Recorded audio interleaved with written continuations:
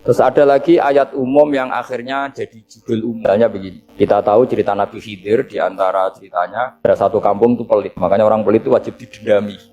Karena Nabi pun itu baik-baiknya orang. Kalau sama orang pelit tetap dendam. Karena buruk-buruknya orang itu orang pelit. Tahu kan alamatnya orang pelit? Qoribun minan nar, ya dekat-dekat neraka itu kata-kata.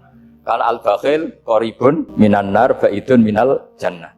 Jadi kalau sama tanya alamatnya ya dekat neraka. Singkat cerita Nabi Musa dan Nabi Khidir itu kecapean sekali masuk satu kampung. Karena saking kecapean, lapar, minta kampung itu menyediakan makanan.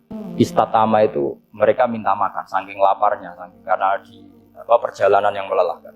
Istatama ahla fa'abau ayyudhayifuhuma. Tapi kampung situ kampung pelit. Jika semuanya tidak mau yang ngasih apa? Makan. Tapi pas mau keluar dari kampung, ada tembok, ada kayak prasasti itu, yang mau roboh. Yang mau apa? Terus sama Nabi Khidir, tembok yang mau roboh ini ditata jadi baik lagi. Nabi Musa kata Nabi Musa, kok orang pegawaian mau medit, pakai ribu usi. Makanya dendam sama orang medit ini agak sunat. Karena Nabi Musa juga marah sama Nabi Khidir. Orang kayak kampung kayak begitu pelit, kok temboknya apa rusak kamu benahin. Terus Nabi Khidir menjawab, wa amal jidaru fakana lulamaini yatimaini fil madinati wa kana tahtahu kanzul lahuma wa kana abuhuma sholihah. Begini loh, tembok ini adalah penyimpan harta untuk anak yatim. Bapaknya dulu itu soleh. Artinya terus dibabkan oleh ulama, babu ikrami sibyanil mu'minin. Bab kita memuliakan anak-anak orang soleh. Jika dalam adat kita menghormati Habib, menghormati Gus, menghormati anak pahlawan, menghormati orang-orang yang dulu berjuang kepada untuk Indonesia. Karena di antara yang dipertimbangkan Nabi Khidir adalah wakana abuhuma sholihah. Tentu kita menghormati putra-putri yang dulu mendirikan UII. Ya tentu proporsional, tapi tetap saja dapat poin dulu atas nama putra pahlawan, putra orang-orang soleh. Karena Nabi Khidir ketika mempertimbangkan itu alasannya wakana abuhuma sholihah. Fa'aroda rabbuka yablugha asyiddahuma wastakhrijakan zahuma. Tentu Allah ingin kalau tembok ini roboh kemudian kelihatan khazanahnya atau tabungannya nanti dipakai orang-orang zalim. Kalau dipakai orang zalim maka yang berhak tidak mendapat. Sama.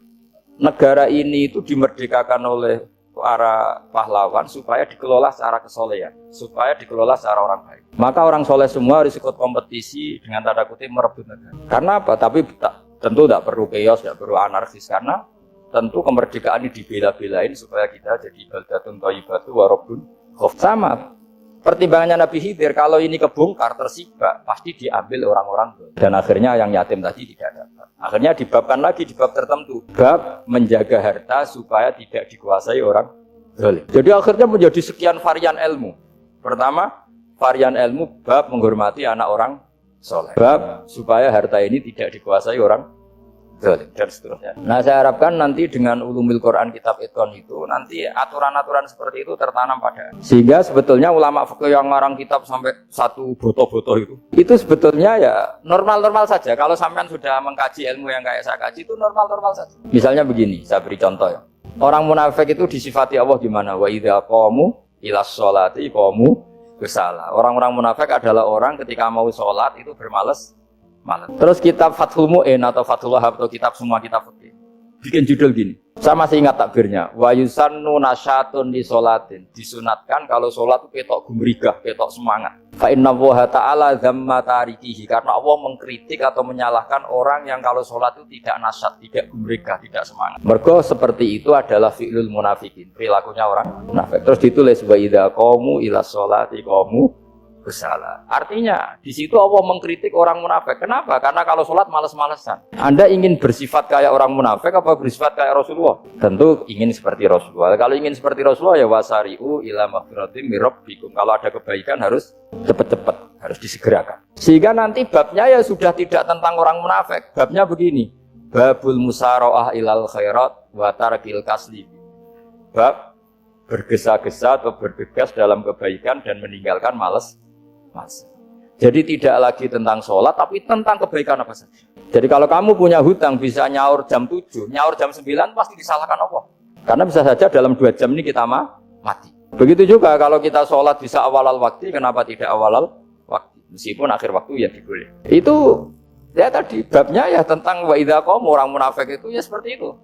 Akhirnya apa? ayat ini turun tentang orang munafik, tapi pemaknaannya ini disaksikan apa orang-orang tua kita ini, ada Pak Ersoya, ada Pak On. Pemahaman ini harus dikawal dan ini tradisi ulama. Saya pastikan di pondok-pondok atau di Al Azhar di mana saja, Itqan itu dipakai disertasi doktor.